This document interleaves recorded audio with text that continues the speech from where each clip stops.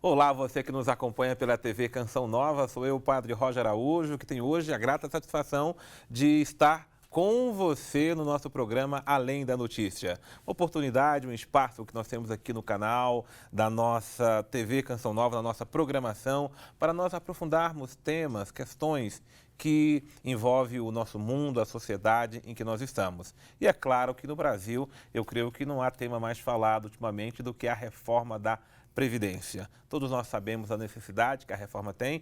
Por que fazer uma reforma da Previdência? Como é que está o sistema previdenciário brasileiro? E por que as discussões são tão acaloradas em torno desse tema? Porque esse tema diz respeito a mim, a você, a todos nós, aos nossos filhos, aos que nasceram, aos que não nasceram ainda, aos nossos avós. Ou seja, todos nós estamos aí envoltos nesse tema que é tão importante para a nossa economia. Eu tenho a grata satisfação de ter dois convidados aqui para nos ajudar a aprofundarmos, a debatermos e a conversarmos sobre esse tema que é tão importante para nós. Eu começo por ela, a doutora Thaís Riedel, que é advogada, e eu estou vendo aqui que é graduada em Direito, não é? Especificamente voltada para Direito Previdenciário, Isso, doutora? meu mestrado é na área previdenciária. Na área previdenciária, que bom. Então você está realmente aí bem mergulhada no assunto, né? Coisa boa. E o nosso querido economista César Bergo, é uma alegria tê-lo de volta aqui na Canção Nova. Seja muito bem-vindo. Eu que agradeço o convite e espero contribuir com esse debate. Bastante, né? Porque a economia está tão ligada à previdência, que é uma previdência para a economia, que hoje está difícil não falar de uma coisa e de outra, né? Na verdade, a palavra economia, ela vem de administração da casa, né?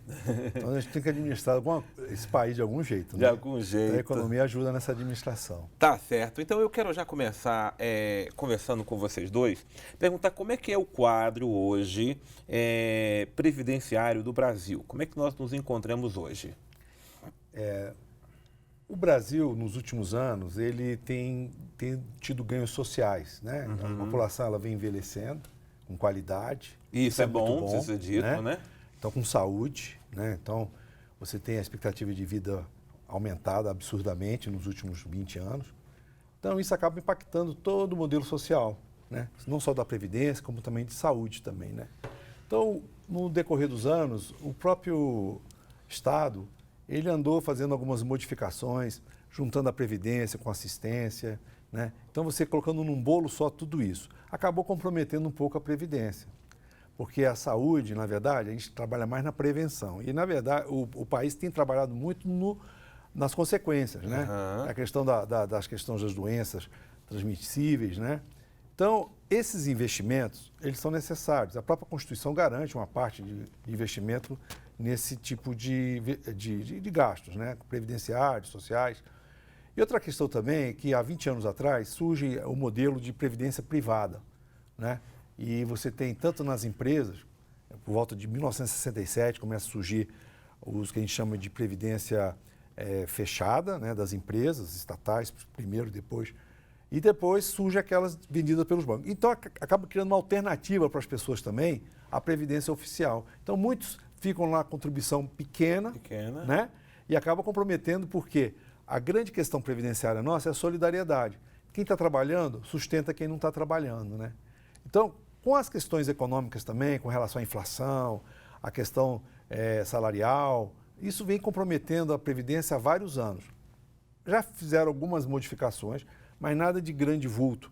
Então, é necessário você rever a questão da tábua de mortalidade, né? E para efeito de você fazer um cálculo autorial que permita a Previdência ir adiante. E isso que está acontecendo hoje, né? Você tem os aspectos de vida, né? As pessoas estão vivendo mais.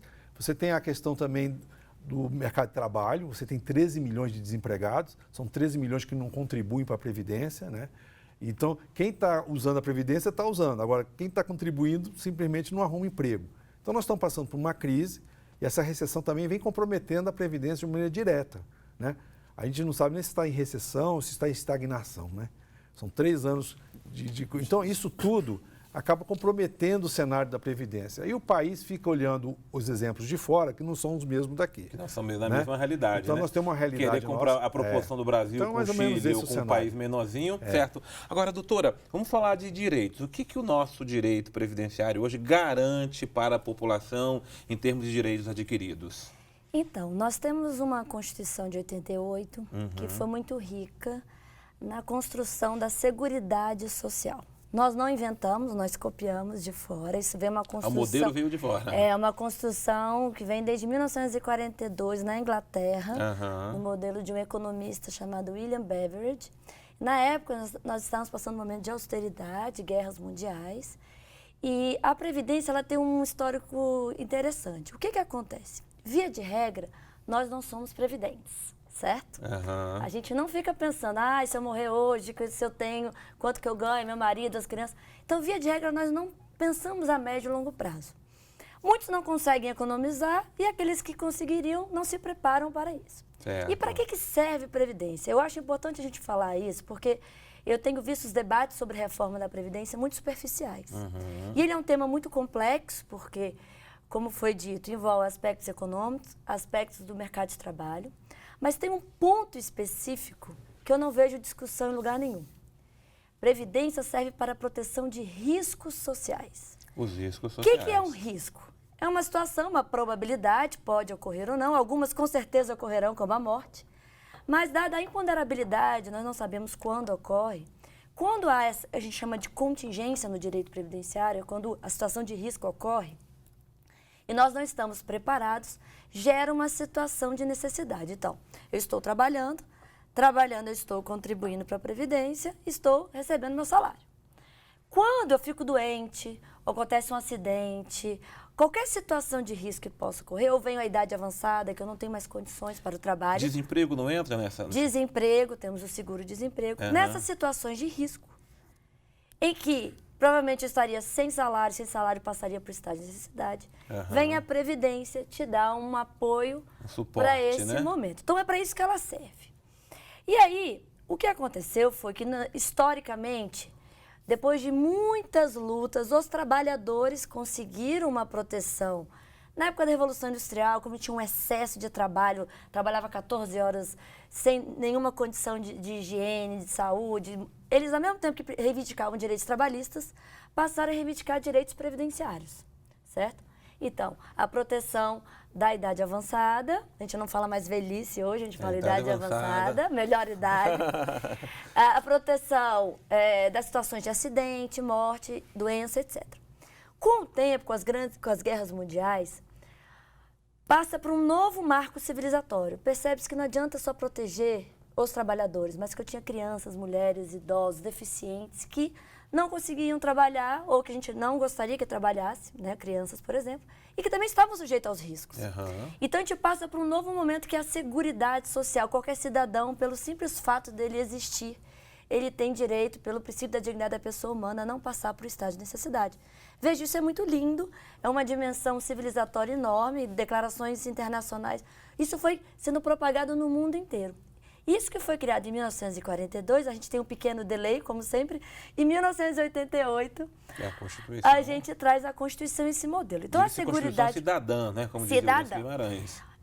Nesse momento, qual foi a ideia? Cria-se um capítulo da ordem social. A ordem social tem como base o primado do trabalho e o objetivo é alcançar bem-estar e justiça social. E qual que é o instrumento para alcançar esses fins? A Seguridade Social. Aí cria-se uma macropolítica pública de seguridade social que tem que dar conta de 3 políticas. Imagina uma panela que tem que dar conta de 3 pratos: saúde, assistência e previdência. E o que tem a ver colocar esses 3 pratos juntos? O que tem a ver colocar política pública de saúde, previdência e assistência junto? Tem a ver no sentido de que ambas lidam com risco, todas lidam com risco. Saúde eu vou fazer de forma preventiva, e todos os países sérios investem em prevenção do risco, que é mais barato do que remediar. Então, na saúde, eu vou prevenir o risco e remediar quando ele ocorra, com hospitais públicos, postos de saúde. A previdência, eu obrigo a população ativa a contribuir, porque eu já sei que você não é previdente, para o momento em que você tem a situação de risco. E aqueles que não conseguem trabalhar, seja porque tem uma deficiência ou alguma situação que impeça, eu tenho a assistência. Essa assistência social vai conceder benefícios básicos para aqueles hipossuficientes. Você ser hipossuficiente significa que nem sua família consegue te ajudar. Então, a primeira proteção é a família. Quando a família não conseguir, entra o Estado. O Estado. Então, esse tripé. E aí a Constituição foi muito inteligente. O que ela fez? Eu sei que isso vai me custar. Então, eu já estou dizendo aqui, artigo 195, ela cria no 194 a Seguridade Social, e no 195 ela fala, olha, eu quero que crie um orçamento para essa Seguridade Social e que venham várias fontes de financiamento. Então, além da contribuição direta do empregado e empregador, que essa é a tradicional, eu quero que venha para cá também dinheiro de loteria, que venha dinheiro de importação, faturamento, lucro, ou seja, porque quando você diversifica a fonte, você minimiza risco. Então, tudo é risco, certo? Então, a gente tem um sistema que tem um contingente muito elevado. Então, essa panela tem que dar conta de 3 pratos.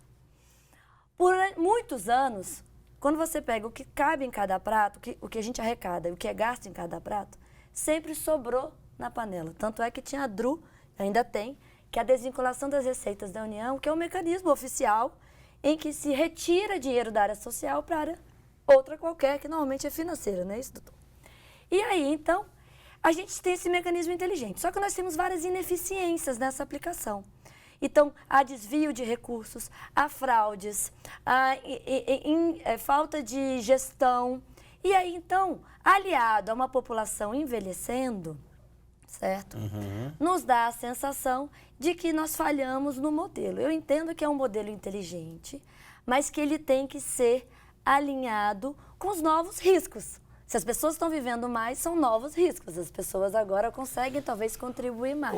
Doutor César, é muito interessante o exemplo que ela deu aí para nós, e toda a explicação é muito lógica, é muito importante, mas ela parte do ponto de que a gente encheu a panela e parece que a panela diminuiu, né? Os alimentos aí da panela, o que se adquiriu esse tempo todo. Quem é que pegou esse dinheiro? Na verdade, no passado se falava, nós temos que fazer crescer o bolo para depois de dividir. Né? E esse bolo às vezes solou, ele não cresceu, né? Virou biscoito. Mas o que a doutora coloca é muito importante, é que na economia a gente trabalha com um nome incerteza e risco. E eu detesto incerteza, mas adoro o risco. Porque o risco eu posso mensurar, incerteza eu não consigo medir. Então foi muito importante que ela coloca, porque é exatamente o que está acontecendo agora. Alguém chegou e mediu o risco de ninguém receber aposentadoria daqui a X anos. Posso fazer uma observação? Um problema que ocorre é que nessa reforma não tem cálculo atuarial. Eu não sei. Não tem cálculo? Atuarial. O que é o cálculo atuarial? É o cálculo do risco. Porque quando fala a idade mínima é 65 e 62 anos, de onde veio esse número? Eu teria que ter feito qual o dado científico que eu preciso? Eu teria que ter feito uma pesquisa nacional verificando qual é a idade média que o brasileiro se incapacita para o trabalho pela idade. Homens, mulheres, trabalho braçal, intelectual, norte, sul, nordeste. E nós não temos. O setor de atuária do governo foi extinto no governo Collor. Então, a minha crítica é que a gente, às vezes, está fazendo... A gente sabe risco não se calcula? O risco a gente calcula. Tem que calcular. Certeza que não. Mas o que se coloca é o seguinte, obviamente, o governo aproveitou essas experiências todinhas no passado, que a lei da Previdência ela vem sofrendo modificações no decorrer dos anos. Sim, sim. Até o próprio governo Temer tentou fazer uma modificação e muito desse projeto de agora se aproveitou muito do que estava no governo passado. Não vai resolver 100% das questões, mesmo por questões políticas. Né? Você tem várias categorias, vários interesses. Mas alguma coisa tem que ser feita. A questão da idade, obviamente, mais uma vez, se espelha no que acontece lá fora. Então, quando traz a idade de 65, 60, e a gente não sabe a idade que vai sair lá na frente ainda, né, que está em debate, alguma coisa já está colocada, isso acaba aumentando, às vezes, o risco, né? Porque esses fatores também todos, de você colocar várias contribuições, vários impostos, né? Agora mesmo, uma das propostas que foi feita é de aumentar os impostos dos bancos de 15% para 20%, você acaba comprometendo alguns segmentos da economia também, que às vezes está indo bem. Então é preciso ter muito equilíbrio na hora de desenhar esses projetos, porque ela vai acabar mexendo com vários interesses. Eu vou olhar a questão econômica pura e simples.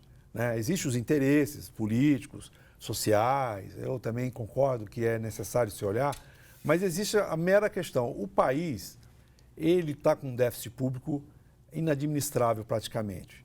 Então, você tem que olhar isso, por quê? Senão vai faltar recurso para as outras atividades necessárias que o governo provê, né? Não é só a Previdência, como foi bem dito aqui, você tem o lado social, assistencial, mas tem segurança, educação, né?